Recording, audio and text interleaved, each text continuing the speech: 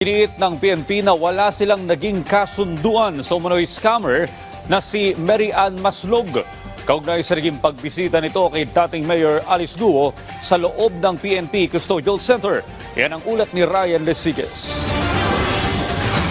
We have to clear that, sir. There was no deal whatsoever ang PNP kay Ms. Maslog. Even sa side po ni General Macapas, he was very clear on that kanina po nung kausap ko siya. Nanindigan ng Philippine National Police o PNP na wala silang naging kasunduan sa umano'y scammer na si Mary Ann Maslog kaugnay sa naging pagbisita nito kay Alice Guo sa loob ng PNP Custodial Center.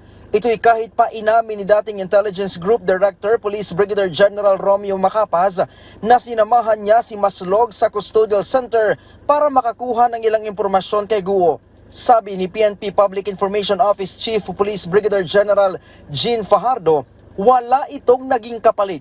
Inaalam na rin ng PNP kung may nalabag na protocol sa ginawang pagbitbit ni Macapas kay Maslog kasamang abogado ni Guo na si Stephen David sa loob ng custodial facility.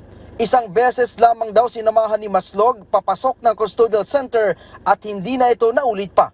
Still part doon sa pag-illicit na mga information with respect pa doon sa posible na mga nagkanlong, posibleng naging way ni Alice Guo para makalabas ng bansa.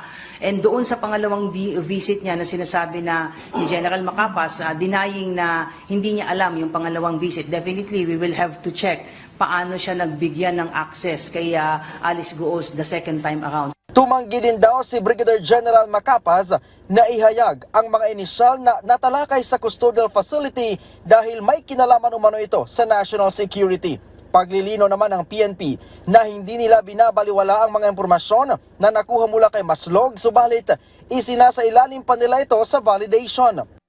To your question, why are we dealing with somebody with shady characters? Again, there was no deal. However, as part of the functions po ng PNP, pag kumukuha po tayo ng mga information, ay wala naman po tayong pinipili kung saan nanggagaling ang information. But what is important is we have to vet and validate kung itong mga nakukuha nating information and even the source of information ay reliable. Unang lumutang ang isang Jessica Francisco na bagong resource person sa pagdinig ng Senado tungkol kay dating Bamban Mayor Alice Guo. Pero kalaunan ay napag-alamang siya pala si Mary Ann Maslog. May kasong graft si Maslog dahil sa textbook scam noong 1998. Pero hindi nakulong matapos siyang magtago at pikiin ang kanyang umano'y kamatayan. Mula dito sa Campo Crame, Ryan Lesigas para sa Pambansang TV sa Bagong Pilipinas.